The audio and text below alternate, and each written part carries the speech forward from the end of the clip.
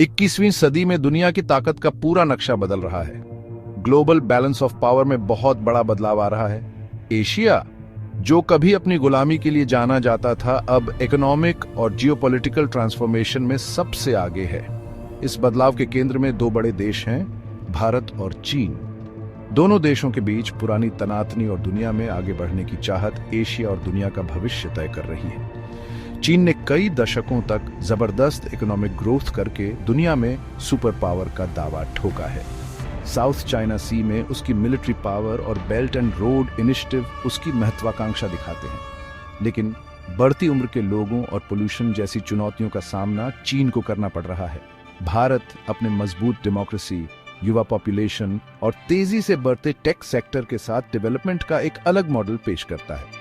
Free markets को अपनाना और पश्चिमी देशों के साथ स्ट्रेटेजिक पार्टनरशिप्स चीन के ऑथोरिटेरियन अप्रोच से अलग है।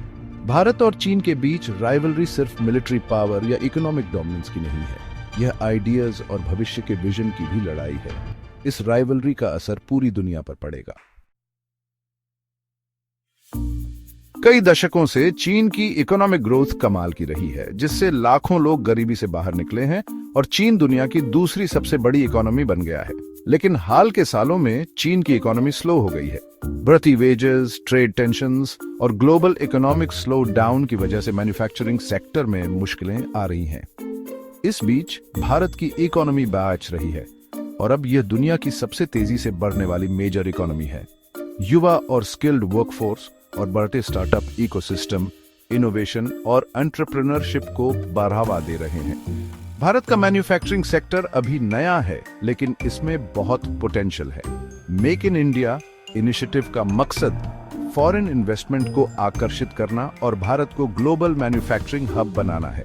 इंफॉर्मेशन टेक्नोलॉजी और आउटसोर्सिंग में इंडिया का सर्विसेज सेक्टर इकोनॉमिक ग्रोथ का मुख्य कारण बना हुआ है। इंफ्रास्ट्रक्चर की कमी को दूर करना और एजुकेशन सिस्टम को बेहतर बनाना ताकि वर्कफोर्स को फ्यूचर स्किल्स से लैस किया जा सके, जैसी चुनौतियां अभी भी हैं। ब्यूरोक्रेसी और करप्शन ग्रोथ में रुकावट है। भारत के पास अपने पड़ोसी देश की तुलना में डेमोग्राफिक एडवांटेज है। जहां चीन बढ़ती उम्र की पॉपुलेशन से जूझ रहा है, वहीं भारत के पास दुनिया की सबसे बड़ी युवा पॉपुलेशन है। 2030 तक भारत की आधी से ज्यादा पॉपुलेशन 25 साल से कम उम्र की होगी। अगर भारत अपने ह्यूमन कैपिटल में इन्वेस्ट करता है तो यह डेमोग्राफिक डिविडेंड भारत को नई इकोनॉमिक हाइट्स तक ले जा सकता है। शिक्षा और स्किल डेवलपमेंट बहुत जरूरी है। क्वालिटी और रेलेवेंस के मामले में भारतीय शिक्षा प्रणाली को चुनौतियों का सामना करना पड़ रहा है। रट्टा मारने से आगे बढ़कर स्टूडेंट्स को क्रिटिकल थिंकिंग और वोकेशनल स्किल्स से लैस करने की जरूरत है। जॉब क्रिएशन एक और बड़ी चिंता का विषय है, क्योंकि इकोनॉमी हर साल वर्कफोर्स में आने वाले लाखों लोगों के लिए पर्याप्त जॉब्स क्रिएट नहीं कर पा रही है। सरकार को बिजनेसेस के लिए एक अच्छा माहौल बनाना चाहिए ताकि वे फल फूल सकें और एम्प्लॉयमेंट अपॉर्चुनिटीज पैदा कर सकें। ग्लोबल स्टेज पर भारत का उदय सिर्फ उसकी इकोनॉमिक पावर से तय नहीं होता। भारत की कल्चर, वैल्यूज और आइडियाज दुनिया भर में अपनी जगह बना रहे हैं, जिससे देश की सॉफ्ट पावर में भी बढ़ोतरी हो रही है।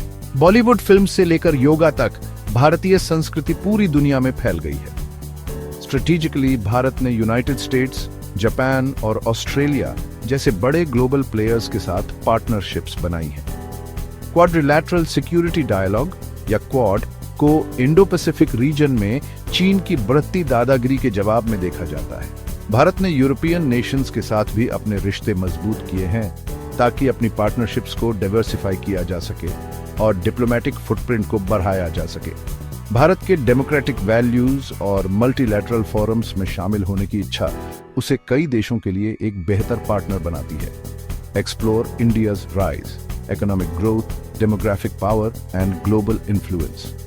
ग्लोबल पावर हाउस बनने के भारत के सफर में डूब जाइए। ये वीडियो भारत की तेजी से बढ़ती इकोनॉमी, युवा डेमोग्राफिक, रिच कल्चरल इन्फ्लुएंस और स्ट्रेटेजिक ग्लोबल पार्टनरशिप्स को हाईलाइट करता है। जानिए कैसे इंडिया का स्टार्टअप इकोसिस्टम, एजुकेशनल एडवांसमेंट्स और डिप्लोमेटिक स्ट्रैटेजीज उसके भविष्य को आकार दे रहे हैं। इकोनॉमिक ग्रोथ और इनोवेशन से लेकर डिफेंस और डिप्लोमेसी तक, देखिए क्यों यह वर्ल्ड स्टेज पर भारत का समय है। अंत तक देखें और जानें इंडिया के इकोनॉमिक माइलस्टोन्स, डेमोग्राफिक एडवांटेजेस और वर्कफोर्स पोटेंशियल, कल्चरल इन्फ्लुएंस और ग्लोबल पार्टनरशिप्स आगे आने वाली चुनौतियां और अपॉर्चुनिटीज। इंडिया के उदय पर और इनसाइट्स के लिए लाइक, कमेंट और सब्सक्राइब करें।